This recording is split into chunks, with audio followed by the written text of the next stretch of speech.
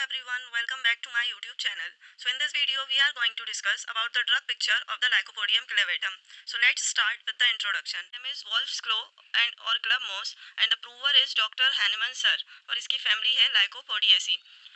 So basically Lycopodium clavatum is a moss and according to Darwin's theory, mosses are the first plants which took part in the evolution. तो अगर हम centuries पहले की बात करें तो जो Lycopodium है earlier it was 150 metre to 200 metre. तो अर्लियर इसकी लेंथ जो थी इस प्लांट की वो 150 से 200 मीटर तक की रहा करती थी. बट विद द एवोल्यूशन ये जो है इसकी लेंथ कम होती गई और अब ये जो प्लांट हैं वो रहते हैं ओनली 5 मीटर्स तक की लेंथ के. तो इनका सर्वाइवल जो था मोसेस का जैसे जैसे एवोल्यूशन होता गया, एनवायरमेंटल चेंजेस आए तो इनका सर्वाइवल करना जो था वो बहुत ही डिफ़िकल्ट होता गया. तो ये सर्वाइव तो कर गए लेकिन कैसे रहे, जो प्लांट्स रहे वो रहे लीन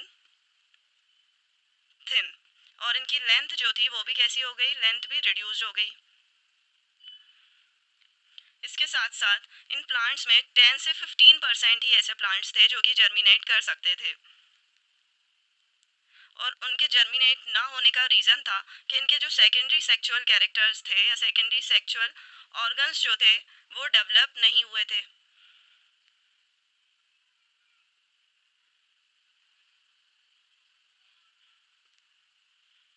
और जो मेनली मेडिसिन है लाइकोपोडियम, इसके प्लांट के कैरेक्टरिस्टिक की और अगर हम बात करें तो इनमें हमें, क्योंकि एक मॉस है तो इनमें हमें स्पोर्स देखने को मिलते हैं और वो स्पोर्स का कैरेक्टर देखें तो वो स्पोर का कैरेक्टर जो है कहीं ना कहीं लाइकोपोडियम की पर्सनैलिटी को रिफ्लेक्ट करता है कि जो स्पोर्स रहते हैं इनके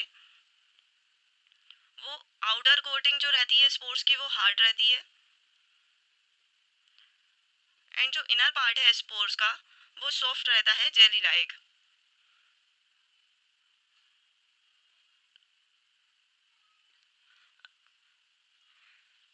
अब अगर हमने इसके पूरे कैरेक्टर की बात की है कि प्लांट का कैसा कैरेक्टर है, तो हमारी मटेरिया मेडिका में जो प्लांट के कैरेक्टर्स हैं या जो मेडिसिन, जो ड्रग सब्सटेंस है जो कैरेक्टरिस्टिक शो कर रहा होता है, कहीं ना कहीं वो उस मेडिसिन के पेशेंट की कैरेक्टरिस्टिक को भी मैच करता है. अब यहाँ पे हम let's discuss about the doctrine of signature of lycopodium clavatum. So as we saw के एवोल्यूशन के साथ साथ जब मोसेस का डेवलपमेंट जो है वो रिड्यूस होता गया, इनका सर्वाइवल जो है वो डिफ़िकल्ट हो गया, तो इनकी लेंथ में हमें चेंजेस देखने को मिले, इनकी बॉडी स्ट्रक्चर में हमें चेंजेस देखने को मिले कि इनकी बॉडी जो थी उनका डेवलपमेंट ठीक से नहीं हो पाया और वो लीन थिन होती चली गई एंड उनमें डिस्प्रपोर्शन जो था बॉडी में वो हो गया. तो इसके साथ ही इसके जो पेशेंट्स हैं वो लीन रहते हैं, थिन रहते हैं, इमासिएटेड रहते हैं एंड इनकी बॉडी में हमें डिस्प्रपोर्शन देखने को मिलता है. कैसे कि इनकी बॉडी की जो अपर हाफ है वो लीन एंड थिन रहती है एंड जो लोअर हाफ है वो सेमी ड्रॉप्सिकल कंडीशन में रहती है. Later we will discuss about the semi dropsical condition and इनमें जो थे वो 10 से 15% ही जो थे वो जर्मिनेट कर पा रहे थे और जर्मिनेशन ना होने का रीज़न क्या था कि इनके सेकेंडरी सेक्सुअल ऑर्गन्स जो थे वो डेवलप नहीं हुए थे लाइकोपोडियम प्लांट के. तो हमारे पास कोई भी ऐसा पेशेंट आता है, इट डजेंट मैटर कि वो फीमेल है या मेल है, जिसमें सेकेंडरी सेक्सुअल ऑर्गन्स जो हैं वो डेवलप नहीं हुए हैं.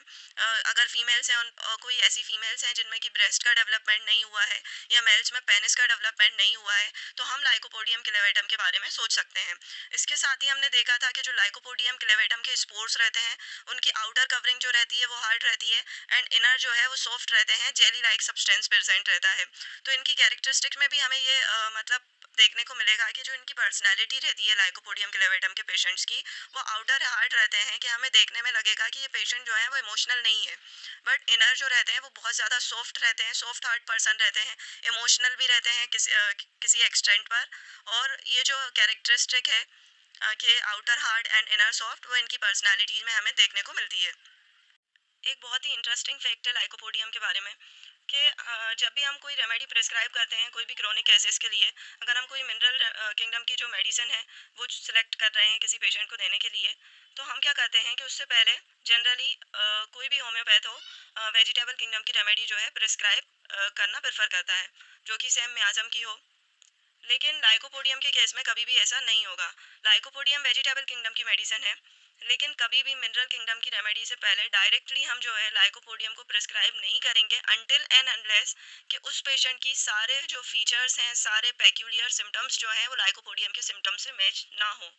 उसका रीज़न क्या है कि लाइकोपोडियम जो है वो एक कॉन्स्टिट्यूशनल रेमेडी है। इसको हम कॉन्स्टिट्यूशन के बेसिस पर जो है पर्सन को प्रिस्क्राइब करते हैं जब सारे कैरेक्टरिस्टिक्स मैच होते हैं। इसके अलावा ये एक डीप एक्टिंग रेमेडी है। ये हमारे जितने भी इंटरनल ऑर्गन्स हैं उन सब पर बहुत अच्छा वर्क करती है। ये एक डीप एक्टिंग रेमेडी है, डीप सीटेड रेमेडी है। और जितनी भी जो क्रॉनिक जो हैं डिजीजेस होती हैं जो कि डीप सीटेड हों और प्रोग्रेसिव डिजीजेस हों, उनके लिए लाइकोपोडियम क्लेवेटम जो है एक बहुत ही अच्छी रेमेडी मानी जाती है फॉर प्रोग्रेसिव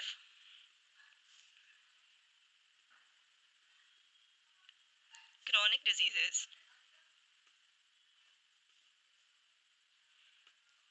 सो ये फीचर है लाइकोपोडियम का, that lycopodium is the constitution deep acting remedy for progressive chronic diseases.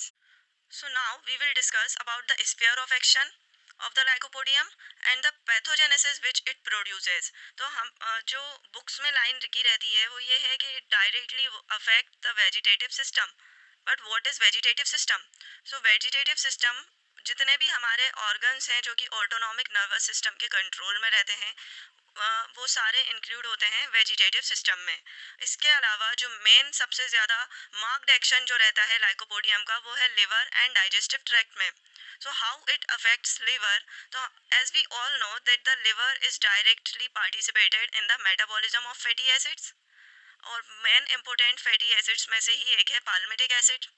और पाल्मिटिक एसिड या देखें तो इसी के मेटाबॉलिज्म से फॉर्म होता है cholesterol. The cholesterol is the product of the fatty acid. और as we all know that के गोनाडल हार्मोन्स हमारे कैसे हार्मोन्स रहते हैं? स्टेरॉइड्स हार्मोन है, ये स्टेरॉइडल हार्मोन्स हैं।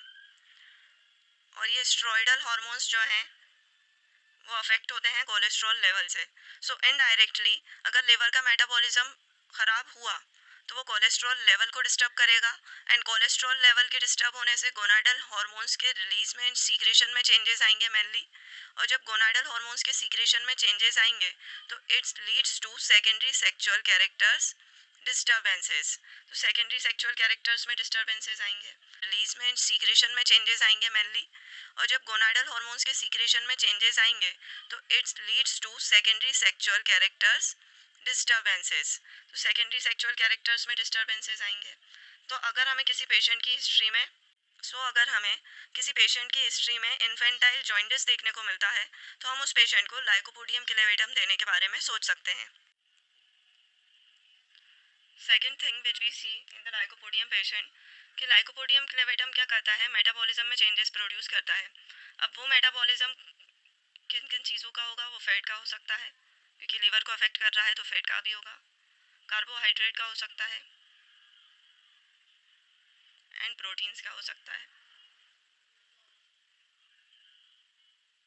तो जब फैट, कार्बोहाइड्रेट एंड प्रोटीन्स इन तीनों का मेटाबॉलिज्म डिस्टर्ब होगा तो बॉडी का बेसिक मेटाबॉलिक रेट जो है बीएमआर है उनमें डिस्टर्बेंसेस देखने को मिलेंगी।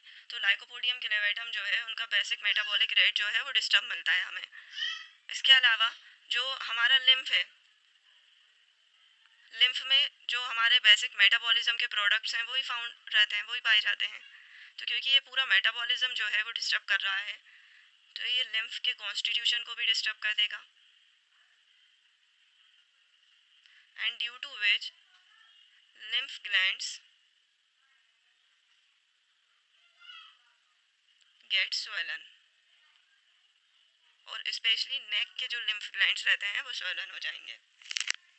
The next thing which is affected by metabolism कि जब मेटाबॉलिज्म डिस्टर्ब होगा तो बॉडी में नॉन हाइड्रोजनॉइड प्रोडक्ट्स जो हैं वो प्रोड्यूस होंगे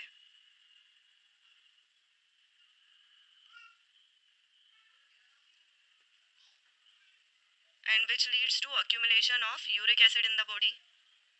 क्योंकि यूरिक एसिड क्या है? एक नॉन हाइड्रोजनॉइड प्रोडक्ट है।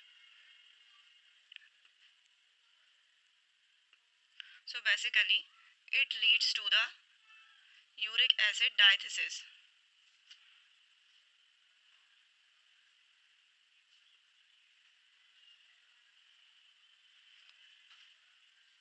एंड बॉडी में जब यूरिक एसिड जो है डायथिसिस होता है, यूरिक एसिड की कंसंट्रेशन जब बढ़ जाती है तो पेशेंट में जो है रियूमेटिज्म लाइक जो है सिम्टम्स प्रोड्यूस होते हैं। तो पेशेंट में ये रियूमेटिज्म भी कोज करवाता है इनडायरेक्टली।